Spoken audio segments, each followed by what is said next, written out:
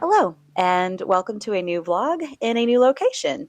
If you saw my last vlog, then you already know by now that a tree fell on my house, and it definitely displaced me. I am currently at my boyfriend's house. We're settled in here. My house is not livable.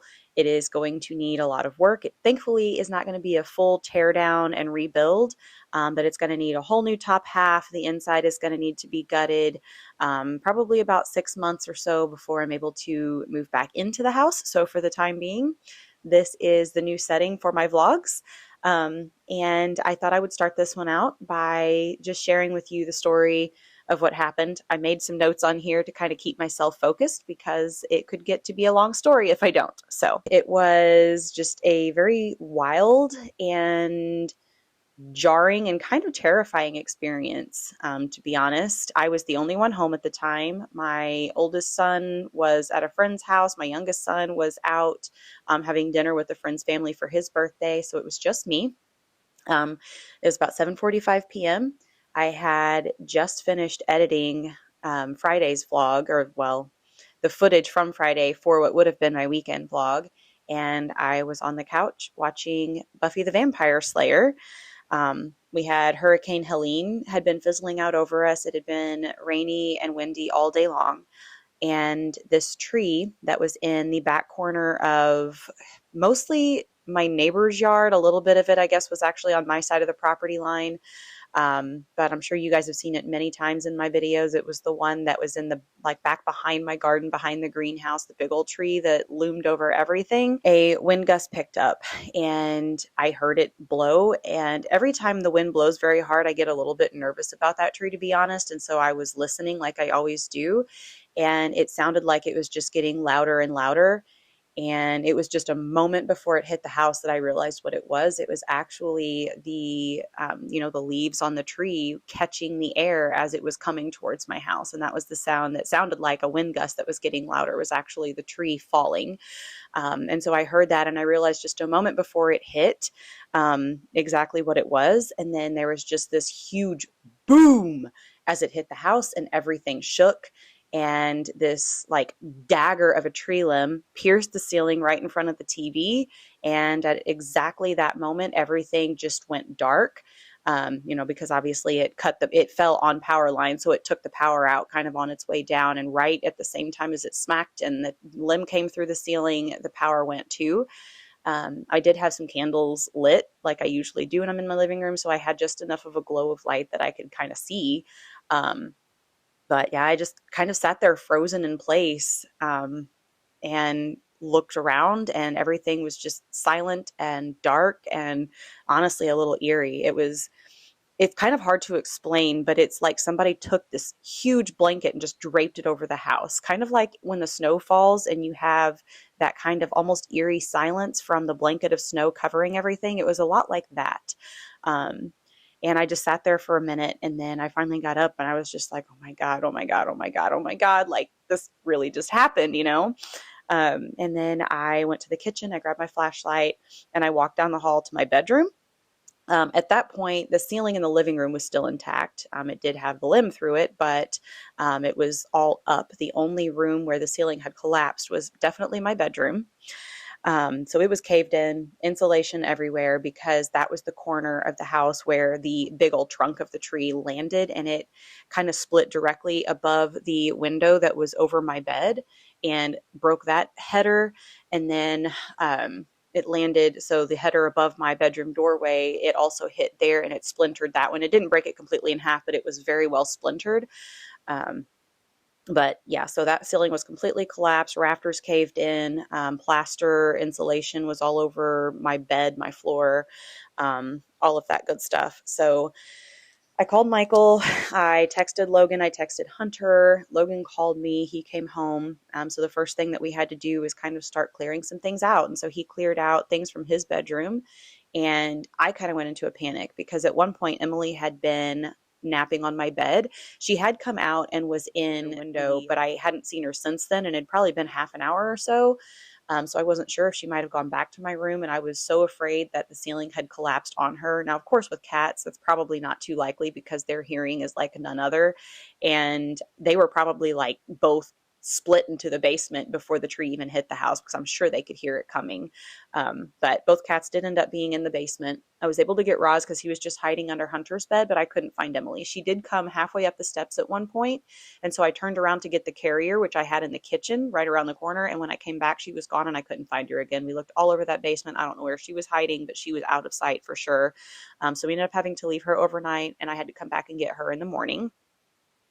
Um, but yeah, since then gosh, it's been such a mess this week. So we've got out everything that's a necessity that we need. My boyfriend Michael is an engineer, and where he works with a ton of different contractors on projects that he has going, and so he knows enough people that are kind of in this industry that he was able to fortunately get things going very quickly for me. He immediately called Saturday morning a tree guy that had done some work for them at his factory, and he came and he started work right away, trying to get, first of all, just as much weight from the tree as possible, clearing all the branches, the stuff up in the tops of the tree, as much as he could get cleared by himself. And then he contacted a contractor that he really likes and recommends, and he sent him my way. He came and met up with us Sunday and was going over some things. He ended up not being able to take the project. They don't even do residential anymore, and they haven't in some time. But for special circumstances, friends, things like that, they'll do it. But he did end up talking to his boss, and they said that they just didn't have the time and availability to start soon. So he got me in touch with someone else. Actually, he didn't even get me in touch. He got in touch with them and sent them to me. But got them moving to my house, and it's not just a general contractor, they're also kind of a disaster relief restoration company. And so they came in yesterday and started clearing everything out. So they cleared all of the debris from the ceiling and everything that had caved into the house, cleaned up the water.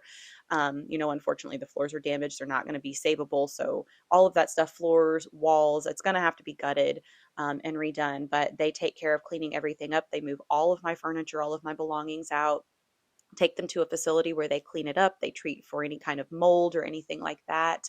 And then they actually store it. And so whenever they're done with construction, they will then bring all of that back and put it back into the house. So I don't even have to worry about cleaning anything out or finding a storage facility or anything like that. So that part has most definitely been a blessing. So I think at the grand scheme of things, I am very lucky, all things considered. My house, it's not a tear down. It is salvageable. It's going to be a lot of work and it's going to be 6 months not living there.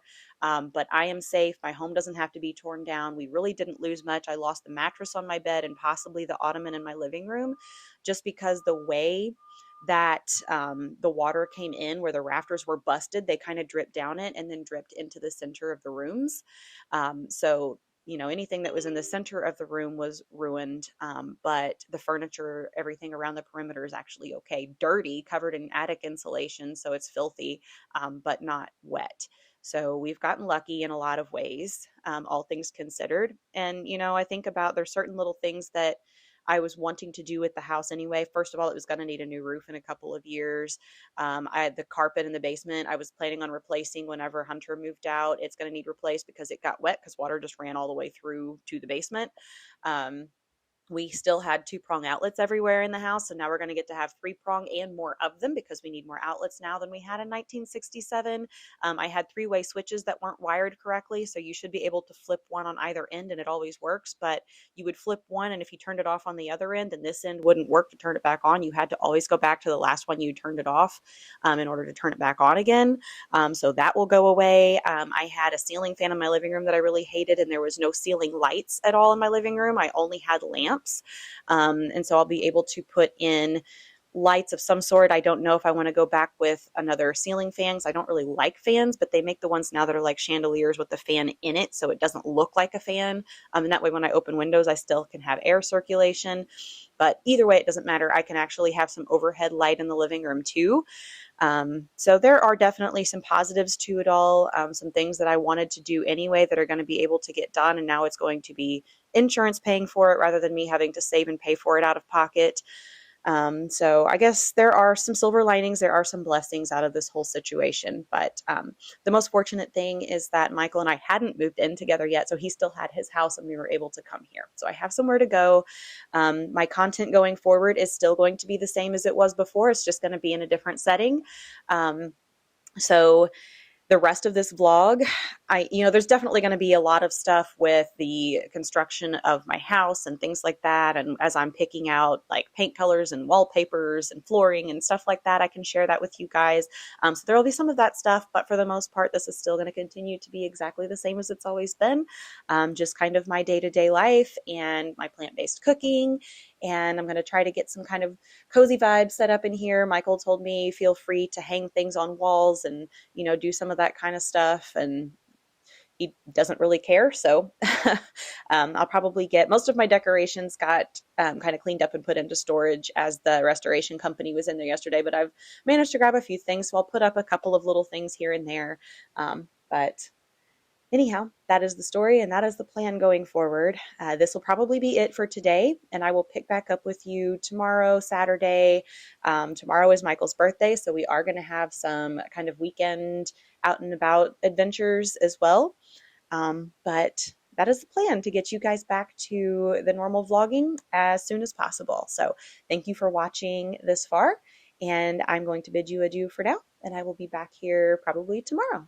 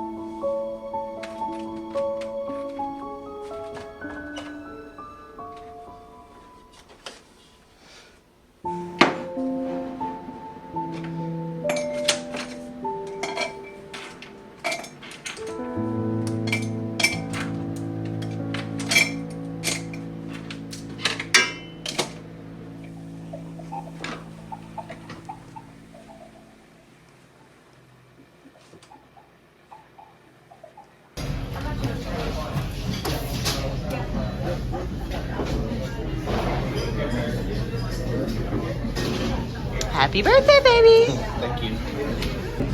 They have a whole wheat crust and they have vegan cheese at this place. So they are vegan friendly, which is very nice because it's the only place in town for pizza that is. And I'm even going to eat some pasta too.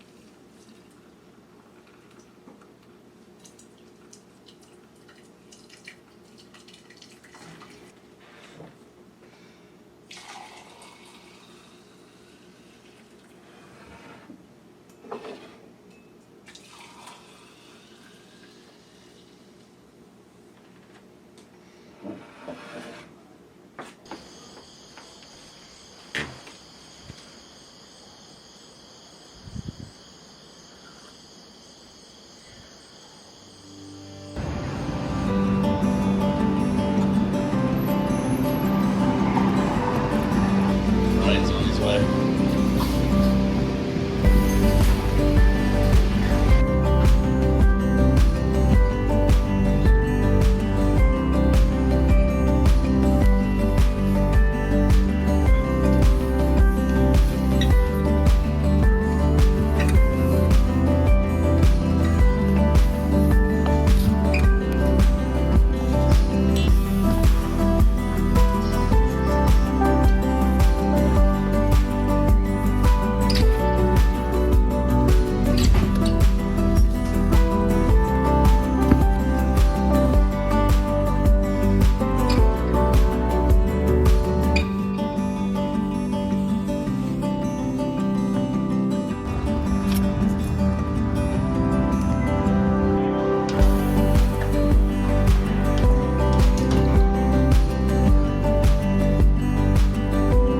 Who knew mattress shopping would be such a chore? We did find one at the very first place. We're checking others before we make a decision. The one thing that I have to replace is my box spring and mattress. Everything else was saved.